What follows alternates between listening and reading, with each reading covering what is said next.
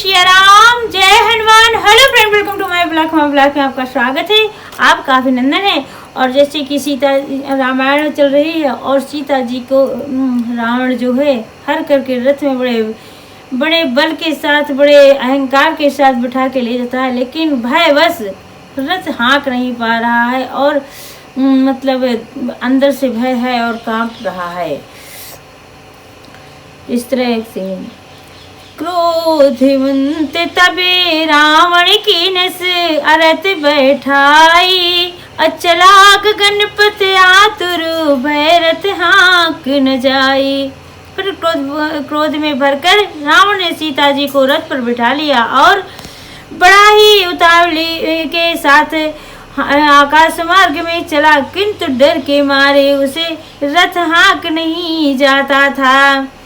हाँ, जग एक वीर रघुराया, अकहि अपराध विसारू दाया, अवार तिहरन शरण सुखदायक, अहाँ रघुकुले सरोज दिन नायक। सीता जी विलाप करके कह रही थी, हाँ जगत के आदि वीर श्री रघुनाथ जी, आपने किस अपराध से मुझ पर दया भुला दी। हे दुखों के हरने वाले, शरणागत को सुख देने वाले, हाँ रघुकुल रूपी कमल सूर्य, हाँ लक्ष्मण तुम्हारे नहीं दोषा, सो पायो कीनो रोषा। विविधे विलाप करत बैदेही, अबूर कृपा प्रभु दूर स्नेही। हाय लक्ष्मण, तुम्हारा दोष नहीं है, मैंने क्रोध किया है, इसका फल पाया। श्री रामचंद्र जी बहुत प्रकार से विलाप कर रहे हैं। हाय प्रभु की कृपा तो बहुत ही परंतु है स्नेही, प्रभु तुम्हारे दुख दूर रहे हैं, हो गए हैं। विपत्ति मोर को प्रभु ही सुना,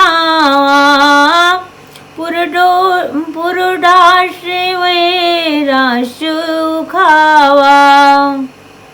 सीता के विलाप सुन भारी, भय चराचर जीव दुखारी। प्रभु को मेरी यह विपत्ति कौन सुनावे, ज्ञान के अन्न को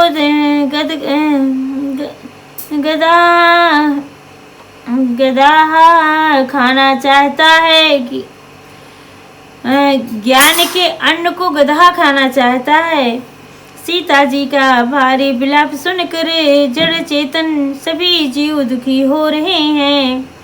गिद्धराज सुनियारत बानी, रघुकुल तिलक नारी पहचानी, अधम निशाचर कीने जाई, जिमे मलेचे बसे कपिला गाई।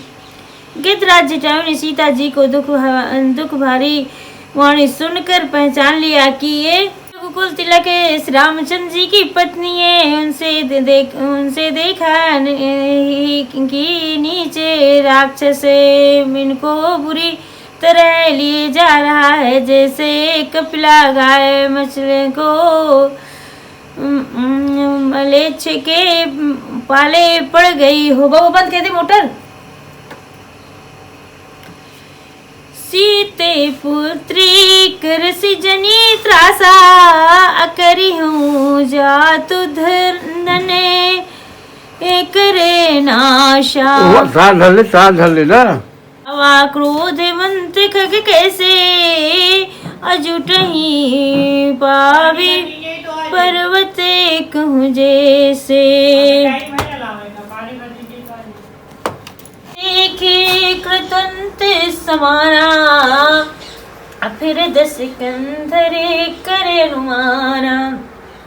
उसने ललकार कर कहा है, अरे रे दुष्ट, खड़ा रहे खड़ा क्यों नहीं होता, निडर होकर चल दिया मुझे तूने, नहीं जाना है उसको तुझको यमराज ने समान आता हुआ देखकर रावण घूम कर मन में अनुमान करने लगा। कि मैनक की खगपति होई, अमम बल जान सहित पति सोई, जाना जरठ जटायु एहा, अमम कर तीरथ छाणे देहा। ये तो मैनाक पर्वत है, या पक्षियों का स्वामी गरुण, या वह गरुण है तो उसने स्वामी विष्णु सहित मेरे बल को जानता है। कुछ पास आने पर रावण ने उसे पहचान लिया कि और बोला, ये तो बूढ़ा जटायु है, ये मेरे हाथ रूपी तीर्थ में शरीर छोड़ेगा। सुनत गीध क्रोध तुर धावा, अकह सुन रावण मोर सिखावा। अतज जान की कुशल ग्रह जाऊ, अनहिता आस होई बहुवाऊ।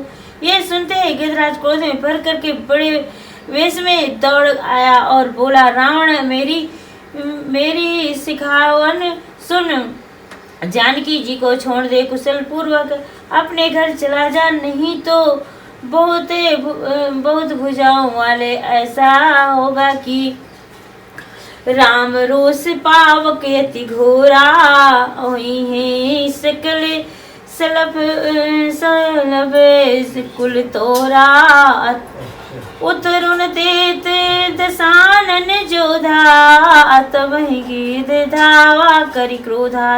रामचंद्र जी ने क्रोध रूपी अत्यंत भयानक अग्नि में तेरा सारा वश पतंगा को कर भस्म हो जाएगा।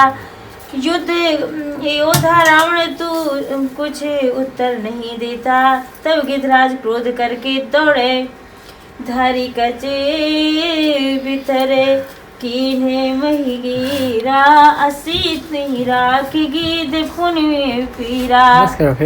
अचोच हमारी बिदारे सी देही, अदंड एक भई मूर्छाते ही। उसने रावण के बल और पाखंड कर उसे रथ के नीचे उतार लिया। रावण पृथ्वी पर गिर पड़ा।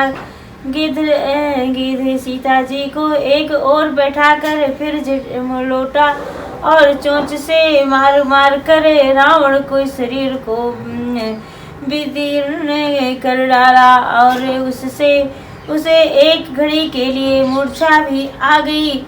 तब सक्रोधे निश्चरे सिखियाना, अकाढ़ सीपुर में कराले कृपाला। अकाट सी पंख पराग धरणी, असुमिर राम कर अद्भुत करनी।